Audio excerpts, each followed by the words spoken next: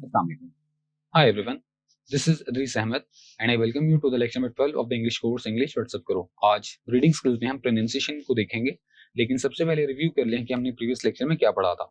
तो previous lecture में हमने कॉन्टिन्यूअस टेंसेस के बारे में पढ़ा। कॉन्टिन्यूअस टेंसेस 3 होते हैं, पास्ट, प्रेजेंट, फ्यूचर, और हर कॉन्टिन्यूअस टेंस के हमने स्ट्रक्चर्स देखकर उनके यूसेस देखे।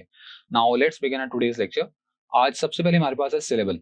इस वर्ड को ना तो साइलेबल प्रोनाउंस करते हैं ना ही सेलेबल प्रोनाउंस करते हैं, बल्कि इसकी करेक्ट प्रोनाउंसिएशन है सिलेबल, यानी एस के बाद शॉर्ट आई की साउंड है। एंड आई होप कि आपको उन साउंड्स के बारे में ऑलरेडी मालूम होगा। तो it's syllable. So what is a syllable? It's the smallest unit of pronunciation, यानी प्रोनाउंसिएशन का सबसे छोटा यूनिट होता है। और एक और इंपॉर्टेंट बात ये कि आप किसी भी वर्ड को ले लें और आप उस वर्ड को मुख्तलिफ साउंड्स में या सेक्शन में ब्रेक कर लें, तो हर एक जो सेक्शन होगा उसमें उस सेक्शन को हम सिलेबल कहेंगे। एक और इंपॉर्टेंट बात, अक्सर ये कहा जाता है कि एक वर्ड में वाउल लेटर का होना लाजमी है, लेकिन एक वर्ड में वाउल लेटर का होना लाजमी नहीं है, बल्कि उसमें एक वाउल साउंड का होना लाजमी है। It is not compulsory for a word to have a vowel letter, but it must contain at least one vowel sound. जरूरी नहीं है कि एक वर्ड में एक वाउल लेटर हो, लेकिन उसमें एक वाउल साउंड लाजमी मौजूद होनी चाहिए। मिसाल के तौर पर टैप। तो हमारे पास ये एक वर्ड है और इस वर्ड में आप देखें कि एक वाउल लेटर है और इस वर्ड को आप ब्रेक नहीं कर सकते, मजीद टैप ही रहेगा ये। तो इसके सेक्शंस नहीं बन सकते, इसकी साउंड्स नहीं बन सकती, मजीद छोटी साउंड्स नहीं बन सकती, तो इसमें एक ही सिलेबल है। उसके बाद नेक्स्ट एग्जांपल इज टीम। यहाँ पे आप देखें कि इसमें दो वाउल लेटर्स हैं, लेकिन इसमें सिलेबल एक है, क्योंकि इसमें वाउल साउंड एक ही है। पहले वर्ड में ऑल्दो एक लेटर है, लेकिन उसमें साउंड भी एक ही है, तो उसका एक सिलेबल हुआ। दूसरे वर्ड में दो लेटर्स हैं, लेकिन इसमें साउंड एक ही है, वाउल, जो कि ई लॉन्ग साउंड है, आई की ई, टीम। तो इसमें सिलेबल एक ही होगा। तो यहां से मैंने आपको बात ये सिखाई है और बताई है कि सिलेबल्स सिलेबल्स कभी भी लेटर्स पर डिपेंड नहीं करते। सिलेबल्स किस पर डिपेंड करते हैं? वाउल साउंड पर। एक वाउल साउंड होगी तो एक सिलेबल होगा, दो वाउल साउंड्स होंगी तो दो सिलेबल्स होंगे। तो टैप में ऑल्दो लेटर एक है और साउंड भी एक है, तो उसमें एक सिलेबल है। लेकिन टीम में अगरचे वाउल लेटर्स दो हैं, लेकिन उसमें साउंड एक ही है, वाउल, जो कि लॉन्ग आई की साउंड है, ई। तो इसलिए इसमें सिलेबल एक ही होगा, दो वाउल लेटर्स होने के बावजूद। Next example is topic. इस वर्ड को आप दो सेक्शन में डिवाइड कर सकते हैं, टो एंड पिक। तो हर सेक्शन में, हर हिस्से में एक वाउल साउंड लाजमी है, तो इसमें दो सिलेबल्स हो जाएंगे, टू सिलेबल्स। और नेक्स्ट एग्जांपल है ट्रॉपिकल। इस वर्ड को आप तीन पार्ट्स में ब्रेक कर सकते हैं और हर पार्ट में एक वाउल साउंड होगी, ट्रो, पी एंड कल। तो इस वर्ड में तीन सिलेबल्स हो जाएंगे। और एक और एग्जांपल, ड्रॉप, इट इज प्रोनाउंसेबल, यानी ये ड्रॉप को आप प्रोनाउंस कर सकते हैं इजीली। लेकिन अगर आप ओ को आप कट कर दें, निकाल दें, तो आप इसको प्रोनाउंस नहीं कर सकते। So it's not pronounceable. लेकिन ये लेटर्स के तौर पर प्रोनाउंस किया जा सकता है, यानी इसको आप ड्रॉप नहीं पढ़ सकते, इसको आप अलग-अलग लेटर्स के तौर पर पढ़ सकते हैं, डी आर पी। और इसके अलावा इसकी कोई प्रोनाउंसिएशन नहीं बनती। सो यहां से मैंने आपको ये बात सिखाई है कि हर सिलेबल में एक वाउल साउंड का होना लाजमी है, और वो vowel sounds mostly vowel letters देते हैं। एक और एग्जांपल है हमारे पास, रिदम। रिदम, और इस वर्ड में there is no vowel letter, एक भी वाउल लेटर नहीं है। इस वर्ड रिदम में कोई भी वाउल लेटर नहीं है, लेकिन इसमें वाउल साउंड लाजमी है, जो कि वाई लेटर दे रहा है। तो अगरचे इसमें वाउल लेटर नहीं है, लेकिन इसमें चूंकि वाउल साउंड है, इसलिए it is pronounceable. No vowel letter but has a vowel sound, so it is pronounceable. तो यहां से मैंने आपको दोबारा एक चीज दोबारा क्लियर कर दी है कि एक सिलेबल में लेटर्स का होना जरूरी नहीं है, वाउल लेटर्स का, बल्कि उसमें वाउल साउंड का होना लाजमी है।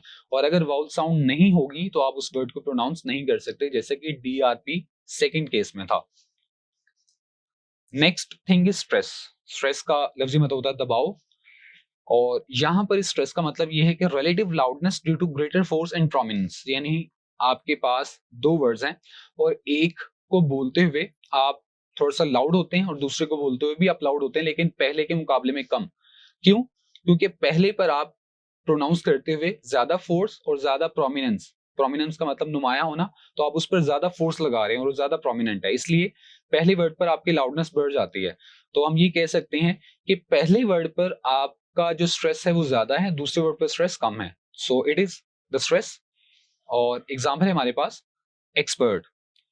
इसको आप दो पार्ट्स में ब्रेक कर सकते हैं, एक्स एक्स एंड स्पर्ट। तो यहाँ पर दो सिलेबल्स हैं क्योंकि दो वाउल साउंड्स हैं, एक एक्स एक्स में एक वाउल साउंड है और दूसरा पर्ट में एक वाउल साउंड है, तो यहाँ पर दो वाउल साउंड्स हैं।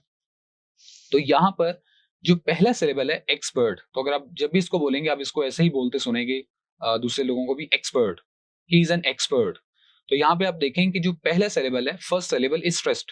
पहले सिलेबल पर जो साउंड होती है वो लाउड होती है क्योंकि उस पर ज्यादा फोर्स और ज्यादा प्रोमिनेंस होती है।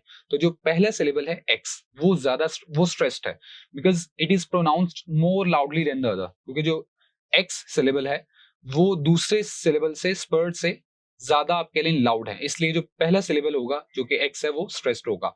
Another example is uniform. तो यहां पर भी दो सिलेबल्स हैं, यूनी एंड फॉर्म। तो where is your uniform, where is your uniform. तो यहाँ पे भी आप देखें कि जो पहला सिलेबल है उस पर लाउडनेस ज्यादा है क्योंकि उस पर ज्यादा फोर्स है और प्रोमिनेंस है। तो यहाँ पर जो पहला सिलेबल होगा यहाँ पर भी पहला सिलेबल स्ट्रेस्ड होगा क्योंकि ये जो दूसरा सिलेबल है उससे ज्यादा लाउडली प्रोनाउंस किया जा रहा है।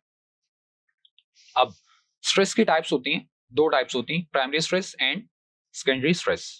सबसे पहले हम देखते हैं प्राइमरी स्ट्रेस।